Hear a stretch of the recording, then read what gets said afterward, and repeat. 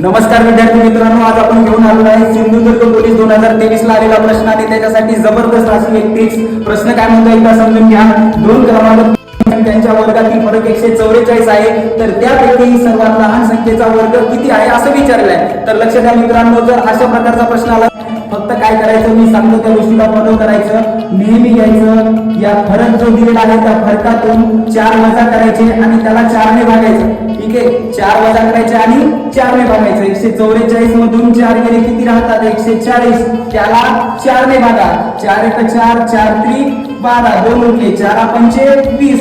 हे जे आलेलं उत्तर असेल मित्रांनो ते असते सगळ्यात लहान संख्येच्या बाबतीतलं. मग ही आहे लहान संख्या आणि आपल्याला लहान संख्येचाच वर्ग विचारला होता. तर काय आता 35 चा वर्ग काढायचा आहे. 35 चा वर्ग करण्याची ट्रिक्स आपल्याला माहिती आहे. या 5 चा वर्ग करायचा 25.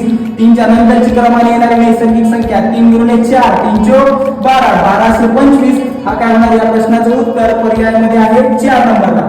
ठीक आहे, तर आता हा प्रश्न समजला असेल तर काय करायचं, मी सांगतो त्या प्रश्नाचं उत्तर सांगायचं. दोन क्रमांक समसंख्यांच्या वर्गातील फरक 388 आहे. 388 आहे, तर त्यापैकी लहान संख्येचा वर्ग किती आहे ते आपल्या कमेंट बॉक्स मध्ये टाकायचं.